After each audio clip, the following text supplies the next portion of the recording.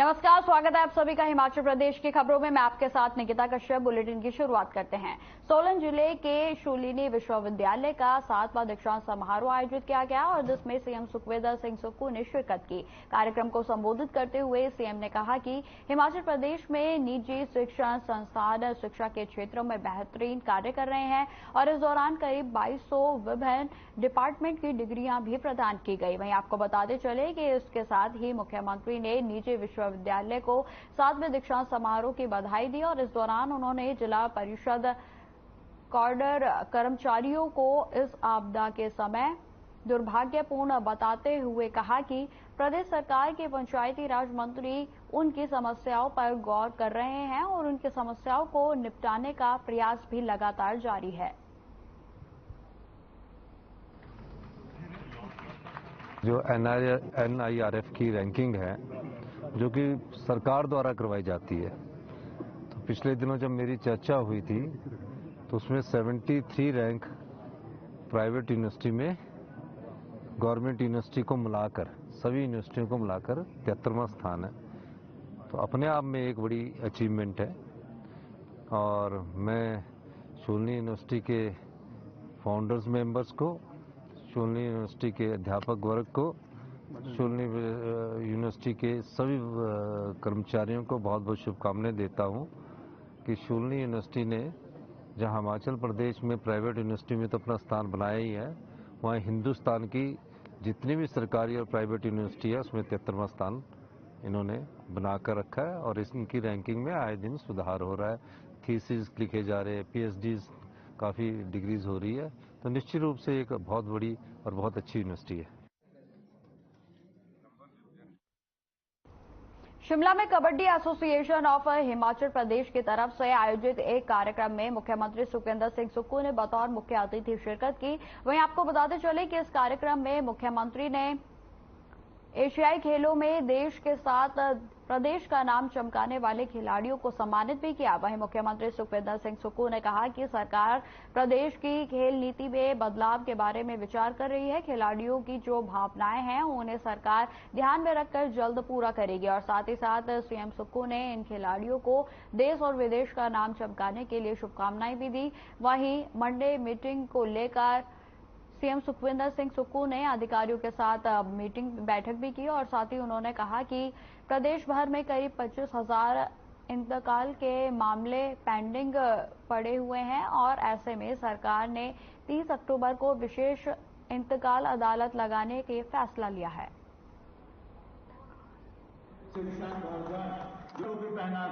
आज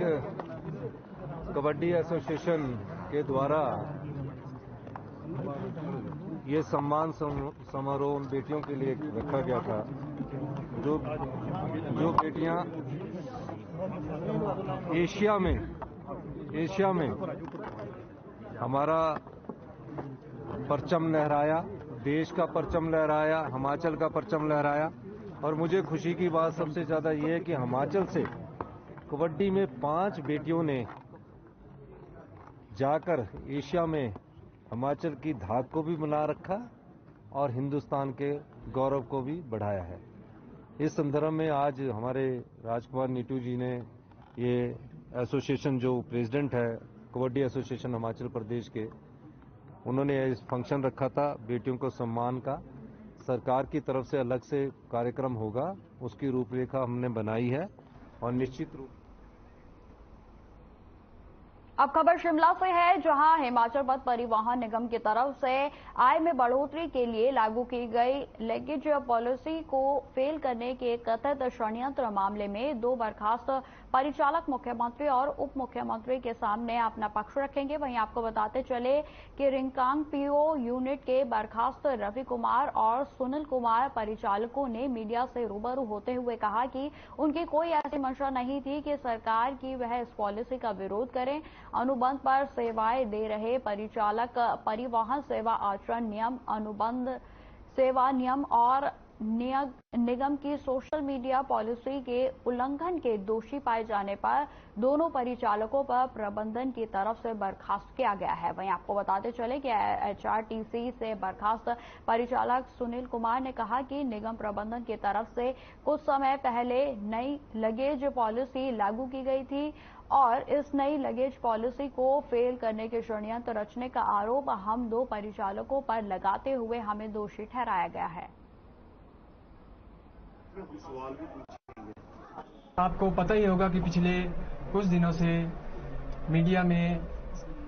एचआरटीसी की नई लगेज पॉलिसी जो कि आई है वो लागू हुई। उस दौरान निगम की छवि पर भी काफी सवाल उठे और ऐसे कई मामले सामने आए जिससे निगम की आलोचना पूरे प्रदेश भर में हुई। हम भी इसी विषय को लेकर अपने व्हाट्सएप ग्रुप पर केवल अपने परिवार के सदस्यों के बीच यह चर्चा कर रहे थे, न कि किसी ऐसे सार्वजनिक प्लेटफॉर्म पर इस बात को कर रहे थे कि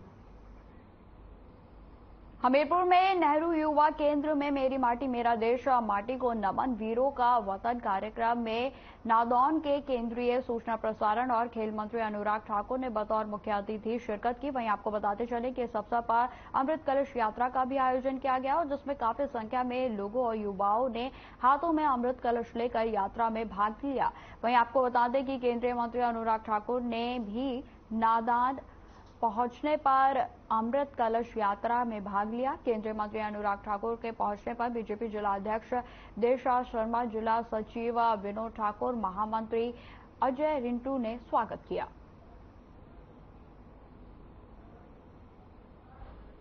मेरी माटी मेरा देश आजादी का अमृत महोत्सव का वो कार्यक्रम है जहां देश के हर घर से मिट्टी इकट्ठी करके अमृत वाटिकाएं बनाई जा रही है, शिलाफलकम लगाए जा रहे हैं और साथ ही साथ अब इसको ब्लॉक स्तर पे करके यहां से प्रदेश की राजधानी से होते हुए देश की राजधानी में 30 अक्टूबर को देश भर से 75,000 से ज्यादा युवा आएंगे। 7500 से ज्यादा ब्लॉकों से एवं शहरी क्षेत्रों के वार्ड से अमृत कलश यात्रा जो निकली है उनकी मिट्टी को एकत्र करके देश के प्रधानमंत्री नरेंद्र मोदी जी इन युवाओं को संबोधित भी करेंगे और उसी दिन अमृत वाटिका वहां पर बनाई जाएगी जो इंडिया गेट पे। नाहन विधानसभा क्षेत्र के तहत 2.56 करोड़ लागत से बनने वाले जुड्डा कोटड़ी गाड़ा सड़क का विधायक नाहन अजय सोलंकी ने विधिवत पूजा अर्चना कर भूमि पूजन किया। वहीं आपको बताते चले कि शहर से सटे इलाकों में लंबे समय से सड़क की समस्या उठ रही थी और इसी समस्या को लेकर विधायक अजय सोलंकी ने इस सड़क मार्ग का भूमि पूजन किया है। वहीं आपको बताते चले कि इस सड़क के निर्माण में नाहन के साथ लगते कई गांवों को भी लाभ मिलेगा और इस अवसर पर विधायक सोलंकी ने कहा कि ये सड़क पूर्व मुख्यमंत्री वीरभद्र सिंह की तरफ से पहले ही स्वीकृत करवा दी गई थी, लेकिन पिछले 5 साल में ये कार्य आरंभ नहीं हो सका था। गाँव में जो सड़क का निर्माण कार्य शुरू हो रहा है इसका आज शुभारंभ किया है और हम ईश्वर से कामना करते हैं कि जल्दी से जल्दी ये निर्विघ्न जो है कार्य संपूर्ण हो और जैसा कि बड़े लंबे समय से ये मांग चली आ रही थी और मुझे आज भी वो दिन है कि राजा वीरभद्र सिंह जी को सभी गाँव आईआईटी मंडी के द्वारा आज 60 पीएचडी के छात्रों के सहित 565 छात्रों के द्वारा स्नातक शिक्षा प्राप्त करने पर 11वां दीक्षांत समारोह मनाया गया। वहीं आपको बताते चले कि इस मौके पर परमाणु ऊर्जा विभाग के सचिव और परमाणु ऊर्जा आयोग के अध्यक्ष डॉक्टर अजीत कुमार मोहंती मुख्य अतिथि के रूप में उपस्थित रहे। वहीं आईआईटी मंडी के बोर्ड ऑफ गवर्नेंस के अध्यक्ष लेफ्टिनेंट जनरल कमलजीत सिंह ढिल्लों के द्वारा दीक्षांत समारोह की अध्यक्षता की गई। वहीं आपको बताते चले कि आईआईटी मंडी के 11वें दीक्षांत समारोह में छात्रों को बधाई देते हुए मुख्य अतिथि परमाणु ऊर्जा विभाग के सचिव और परमाणु ऊर्जा आयोग के अध्यक्ष डॉक्टर अजीत कुमार मोहंती ने कहा कि युवा नेताओं, वैज्ञानिकों, उद्यमियों और पेशेवरों के रूप में आपके जीवन के अगले चरण में आपको नई और कई जो चुनौतियां हैं उनके अवसर मिलेंगे। वहीं जो आपका इंतजार कर रहे हैं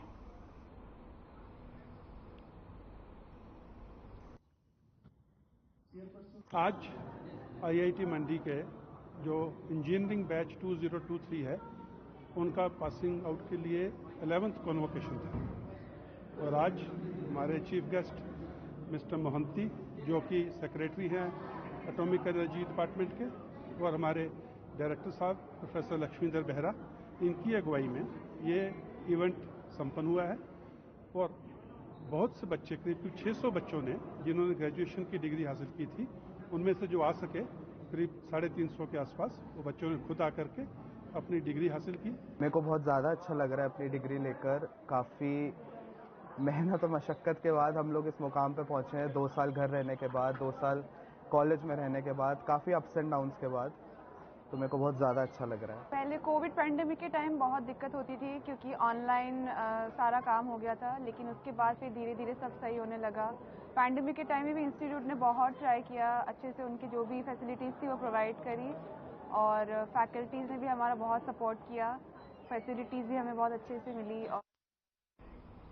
धर्मशाला क्रिकेट स्टेडियम में आयोजित किए जा रहे अंतर्राष्ट्रीय क्रिकेट मैचों के आयोजन से धर्मशाला को भी पूरे विश्व में एक अलग पहचान मिली है। ये बात आज जिला कांगड़ा के उपायुक्त डॉक्टर निपुण जिंदल ने पत्रकारों से बातचीत के दौरान कही। वहीं आपको बता दें कि उपायुक्त ने कहा कि ये पहली बार हुआ है कि वर्ल्ड कप क्रिकेट मैचों की मेजबानी करने का मौका मिला है। ऐसे में धर्मशाला को भी और पर्यटन व्यवसायों को भी एक बड़ा बूस्टअप मिलेगा। देखिए, इसमें मैं सिर्फ ये कहना चाहूँगा कि ये पहली बार हुआ है कि जो वर्ल्ड कप क्रिकेट की एक मेज़बानी जो है वो धर्मशाला को भी एक अवसर प्राप्त हुआ है और एक नहीं, 2 नहीं, इस बार 5 मैचेस जो हैं वो आईसीसी और बीसीसीआई ने जो धर्मशाला क्रिकेट स्टेडियम को दिए हैं और इससे एक बहुत बड़ा बूस्ट जो है वो टूरिज़्म को भी मिलेगा, एक बढ़ावा मिलेगा और एक विश्व पटल पर जो मैं कहूँगा एक धर्मशाला का जो स्टेडियम है और धर्मशाला को जो टाउन है, कांगड़ा जिला एज अ होल है, वो पहुंचेगा। और इसमें जो जितनी भी टीम्स हैं वो आप देख भी रहे हैं हिमाचली। तो फिलहाल इस बुलेटिन में इतना ही। खबरों के और भी जानकारी के लिए बने रहे हमारे साथ। नमस्कार।